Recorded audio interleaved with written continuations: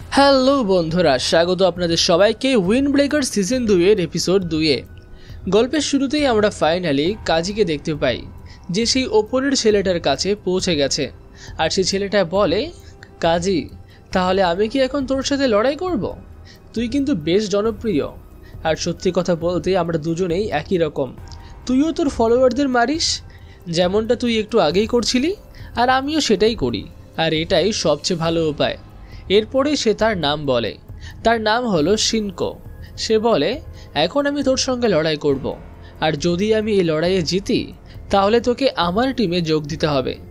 যার উত্তরে কাজী বলে, আমাকে তো তোর সঙ্গে একদমই তুলনা করিস না, আর ফিউরিনের ব্যাপারে কোনো উল্টোপাল্টা কথাও আমি শুনবো না। এরপর সাকুরা কঙ্গোকে একটা জোরে লাথি মারে। এটা দেখে কঙ্গো বেশ অবাক হয়ে যায়। সে ভাবে, ভাই হঠাৎ করে এই ছেলেটা এত শক্তিশালী হয়ে গেল কিভাবে? এরপরে সে তার বাকি সাথীদের সাকুরার উপর হামলা করতে বলে। বাকি সবাই সাকুরার সঙ্গে লড়তে যায়, কিন্তু সাকুরা তখন একেবারে উড়ে গিয়ে সবাইকে খুবই খারাপভাবে মারতে থাকে। এইসব দেখে কঙ্গো খুবই ঘাবড়ে যাচ্ছিল। এরপর সাকুরা কঙ্গোর কাছে গিয়ে তাকে একটা ঘুষি মারে, আর সঙ্গে সঙ্গেই কঙ্গোর খেলা শেষ হয়ে যায়। তখন সাকুরা বলে, আচ্ছা তোরা সবাই তাহলে তাড়াতাড়ি চলে যায়, কারণ আমার হাতে এখন আর বেশিক্ষণ সময় নেই। এরপর অন্যদিকে আমরা তাইগা আর কিরিশিমার লড়াই দেখতে পাই, যেখানে কিরিশিমা তাইগাকে একটা ঘুষি মারে। তাইগা বলে, আমি তো প্রথম সুযোগটা আমার প্রতিপক্ষকেই দিই।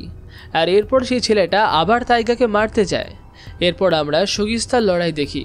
সেখানে তার প্রতিপক্ষ বলছিল, ভাই তুই তো সবসময় খুবই রেগে থাকিস, আর রাগী মানুষরা তো এমনিই খুবই দুর্বল হয়।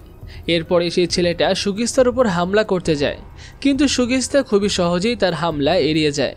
যখন সুগিস্তা তাকে মারতে যায়, তখন সেই ছেলেটাও খুবই সহজেই সুগিস্তার হামলা এড়িয়ে যায়। এরপর হঠাৎ করেই সে ঘুরে গিয়ে সুগিস্তাকে একটা জোরে লাথি মারে। তো বন্ধুরা, এখন থেকে গেম খেলে কেবল মজাই নয়, পেয়ে যান বিশাল আয়ের সুযোগ। মোস্ট প্লে দিচ্ছে দারুণ অফার এবং অফুরন্ত সম্ভাবনা। মোস্ট প্লে বাংলাদেশ ও ভারতের সবচেয়ে মজার এবং বিশ্বস্ত গেমিং প্ল্যাটফর্ম। রেজিস্ট্রেশন করলেই পান 500 টাকা পর্যন্ত ফ্রি বোনাস, বন্ধুদের রেফার করলে আনলিমিটেড 1200 টাকা বোনাস, আর জন্মদিনে স্পেশাল গিফট 2000 টাকা পর্যন্ত। আর এই আইপিএল এর ধামাকা অফার 200% স্পোর্ট রিলোড বোনাস 7000 টাকা পর্যন্ত। মোস্ট প্লেতে খেলুন আর জিতে নিন Yamaha R15M, Royal Enfield Classic 350, Acer Nitro V15, Redmi Note 13 Pro 5G, JBL Party Box সহ আকর্ষণীয় পুরস্কার। এছাড়াও 650% স্লট বুস্ট প্রতিদিন 13,000 টাকা পর্যন্ত। সবচেয়ে দ্রুত ও নিরাপদ লেনদেন উপায় বাংলাদেশে বিকাশ, নগদ, রকেট এবং ভারতে ফোনপে, গুগল পে, ইউপিআই ব্যাংকের মাধ্যমে সহজেই ডিপোজিট আর উইথড্র করুন। তো পিন কমেন্টে থাকা লিঙ্ক থেকে বিনামূল্যে মোস্ট প্লে অ্যাপে রেজিস্ট্রেশন করুন আর উপার্জনের যাত্রা শুরু করুন। তবে এটি আর্থিকভাবে ঝুঁকিপূর্ণ হতে পারে, তাই নিজের দায়িত্বে খেলবেন। তাহলে চলুন ফিরে আসা যাক মূল ভিডিওতে। ঠিক তখনই আমরা টাইগার দৃশ্য দেখি। সেখানে সেই ছেলেটার ঘুষি টাইগার ধরে ফেলে এবং বলে, আমার এখন খুবই মজা লাগছে। এরপর সে একটা জোরে ঘুষি মারে আর বলে, চল এবার আমরা রাউন্ড 2 শুরু করি। ঠিক তখনই সুগিস্তা সেই ছেলেটার পা ধরে ফেলে আর তাকে তুলে এক জায়গা থেকে আরেক জায়গায় ছুঁড়ে মারতে থাকে। সেই সময় তার মনে পড়ে যায় সাকুরার সঙ্গে তার লড়াইয়ের কথা। এরপরে আবার আমরা টাইগার দৃশ্য দেখি।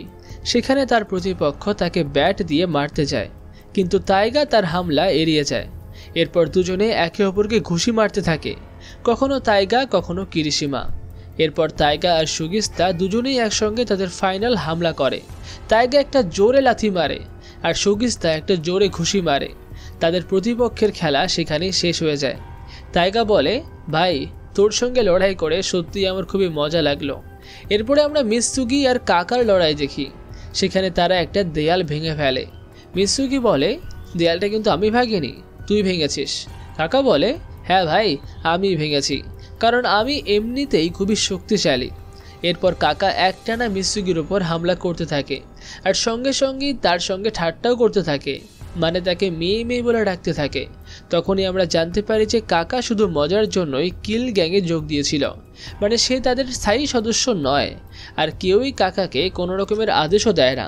তখনই মিৎসুগি বলে, এই কারণে তুই একটা পাগল মানুষ, তুই তো ব্যাঙের মতো এদিক ওদিক লাফিয়ে বেড়াস, তাই তুই না তো কোনো মেয়েদের মধ্যে জনপ্রিয় আর না তো কোনো ছেলের মধ্যে। এরপরই মিৎসুগি কাকার সঙ্গে আরও ঠাট্টা করতে থাকে। কাকাও খুবই রেগে যায়। সে একটানা মিৎসুকির ওপর হামলা করতে থাকে আর মিৎসুকি শুধু তার হাতে তালু দিয়ে হামলা করে আর তাতেই কাকা অজ্ঞান হয়ে মাটিতে পড়ে যায়। মিৎসুকি বলে, এই তো তুই আমাকে দুর্বল বলছিলি না, এখন দেখ কে দুর্বল। আর যদি তুই একটু ভালো মানুষ হয়ে যাস তাহলে সত্যিই তুই মেয়েদের মধ্যে খুবই জনপ্রিয় হয়ে যাবি। এরপরেই আমরা ফিউরিনের বাকি ছেলেদেরকে দেখতে পাই যারা লড়াই করছিল এখনও। সেখানে একজন খুবই মার খাচ্ছিল, তখন কাসুমি এসে তাকে বাঁচায়। ফিউরিনের প্রথম বর্ষের ছেলেরা তাদের সিনিয়রদের খুবই প্রশংসা করতে থাকে। যখন দুজন কথা বলছিল তখন হঠাৎই কিল গ্যাংয়ের একজন পেছন থেকে হামলা করে, কিন্তু তখনই সাকুরা এসে সেই ছেলেটাকে একটা উড়ন্ত লাথি মেরে তার খেলা শেষ করে দেয়। সাকুরার মুখ দেখে স্পষ্টই বোঝা যাচ্ছিল যে সে খুবই দুঃখী। এরপর ফিউরিনের বাকি টিমমেটরাও সেখানে জড়ো হতে থাকে। সাকুরা সবার কাছে ক্ষমা চায়। সে বলে, আমাকে মাফ করিস, পরের বার থেকে আমি লড়াইয়ের দিকে আরও মনোযোগ দেব যাতে আমি তাড়াতাড়ি শেষ করে তোদেরকে সাহায্য করতে পারি। এরপর তারা বাকি ছেলেদের মারতে চলে যায়। তখনই হঠাৎ সাকুরার দিকে একজন দৌড়ে আসে আর তাকে উড়িয়ে মারে সুও। সেই ছেলেটা সুওর কাছে খুবই খারাপভাবে মার খাচ্ছিল, কিন্তু তবুও সে সুওকে বলছিল, ভাই আমি তোর চোখ ফুটো করে দেব, তোর চোখ আমার খুবই খারাপ লাগে। সে সুওর দিকে হামলা করতে যায়, কিন্তু সুও তাকে একটা লাথি মেরে সেখানেই শেষ করে দেয়। এরপর সুও আরেকটা ঘুষি মারতেই যাচ্ছিল, কিন্তু তখন সাকুরা তার হাত ধরে ফেলে। সে বলে, তোর এসব করার আর কোনো দরকার নেই। তখন সুও বলে, আরে তুই কবে থেকে এত শান্ত হয়ে গেলি? আর সাকুরা বলে, আমি এক সময় তোর মতনই ছিলাম, কিন্তু এখন আমি বুঝতে পারছি আমি আসলে কতটা করতে পারি। মানে এখন থেকে আমি তোদের সবাইকে অনেক বেশি সাহায্য করব, আর এত বেশি তাড়াহুড়োও করব না। সাকুরার কথা শুনে সুও খুবই অবাক হয়ে যায়। সে ভাবে, ভাই এই ছেলেটা কবে থেকে এত বুদ্ধিমান হয়ে গেল। সুও বলে, সত্যি বলছি তুই অনেক বদলে গেছিস, মানে তোর মুখ থেকে এমন কোনো কথা শুনে আমার খুবই মজা লাগলো। এরপরে সে সেখান থেকে চলে যায় আর সাকুরা বাকি ছেলেদের দিকে রওনা দেয়। আমরা দেখতে পাই মূল লড়াই। শিঙ্কু বনাম কাজী। শিঙ্কু কাজীর উপর একের পর এক হামলা করছিল, কিন্তু কাজী তার সব হামলা এড়িয়ে একটা ব্যাকফ্লিপ করে আর সঙ্গে সঙ্গে শিনকুকে একটা জোরে লাথি মারে, কিন্তু তাতে শিনকুর তেমন কিছুই হয় না। সে একটা দড়ির সাহায্যে কাজীকে একপাশে আটকে দেয়। এরপর আবার হামলা করে, কিন্তু কাজী আবারও তার হামলা এড়িয়ে যায়। তখন শিনকু বলতে শুরু করে, ভাই সত্যি বলছি, তুই যদি আমার টিমে চলে আসিস না তাহলে আমরা দুজনে মিলে তাণ্ডব করে দেব। আমি জানি যে তুই একটা বিস্ট, কিন্তু তুই এখনও তোর সেই বিস্টের রূপ বের করিসনি। তখন কাজীও বলতে শুরু করে, তুই ঠিকই বলেছিস, আমি কখনোই হিরো ছিলাম না। আমি আগে যাকে দেখতাম তাকে খুবই খারাপভাবে মারতাম। আমার চারপাশে শুধুমাত্রই লোকজন পড়ে থাকতো। আমি এতটাই পাগল ছিলাম শুরুতে, কিন্তু তারপর আমি অনেক মানুষের সঙ্গে দেখা করেছি, তারা আমার দৃষ্টিভঙ্গি পুরোপুরি বদলে দিয়েছে, আর এখন আমি নিজেকে অনেকটা নিয়ন্ত্রণে আনতে পেরেছি। তখন সে তার মনে মনে উমিয়া আর বাকি সব সাথীদের কথা ভাবতে থাকে। শিনকু বলে, হ্যাঁ ভাই, তুই যতই ডায়লগ দিস না কেন আমি জানি যে তুই মানুষ নোস, তুই একটা বিস্ট, আর এখন আমি তোর মধ্যে আরও ভয় ঢুকিয়ে দেব। এরপরে শিনকু আবার কাজীর উপরে তুমুল হামলা শুরু করে, আর কাজী শুধু তার হামলা এড়িয়ে যাচ্ছিল।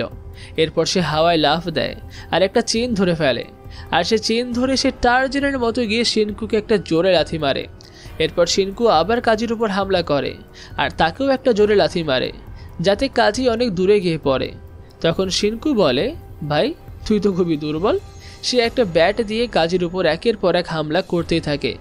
একবার খুবই জোরে মারতে যায়, কিন্তু কাজী তার হামলা এড়িয়ে যায়, আর তখনই শিনকুর পেটে একটা জোরে লাথি মেরে থেকে দূরে ফেলে দেয়। এখন কাজীও খুবই রেগে গিয়েছিল।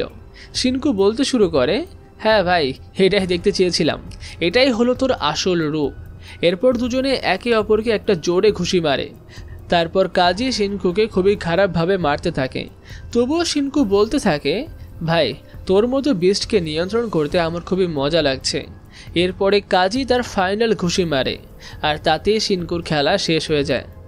এরপর সে আরও একটা ঘুষি মারতে যাচ্ছিল, কিন্তু ভাবে যদি আমি এখন ওকে মারি তাহলে ও আর কখনোই উঠতে পারবে না। কাজী তখন ভাবতে থাকে, মনে হচ্ছে আমি এই লড়াইটা একটু বেশি লম্বা করে ফেলেছি। এরপর সেখানেই কাসুমি আর ইনামতো এসে পড়ে। তারা নিচে তাকায় আর দেখে যে নিচেও তারা কিলে গ্যাংয়ের সব ছেলেদের ধোলাই করে দিয়েছে। তখন কাসুমি আর ইনামতো কাজীর হাত তুলে দেয় আর বাকি সবাই খুবই খুশি হয়ে যায়, মানে তারা খুবই হইচই করতে থাকে, কারণ ফাইনালি ফিউরিনের ছেলেরা এই লড়াই জিতে গিয়েছিল। কিন্তু সাকুরা ততটা খুশি ছিল না, আর সেটা তার মুখ দেখে স্পষ্টই বোঝা যাচ্ছিল। এরপর তারা সবাই মিলে আনজাইকে তোলে।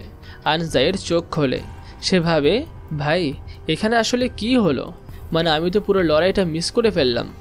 অবশেষে তাকে জানানো হয় যে তারা লড়াই জিতে গেছে। এরপর তাদের নজর যায় দ্বিতীয় বর্ষের ছেলেদের দিকে। সে খুবই অবাক হয়ে বলে, তোরা এখানে কি করছিস? ইনামতো বলে, ভাই আমরা তোর সাহায্য করতে এসেছিলাম। আর এরই মধ্যে তারা নাগাতোকেও বাইরে নিয়ে আসে আর বলতে শুরু করে, তোর যদি কিছু বলার থাকে তুই বলে দে।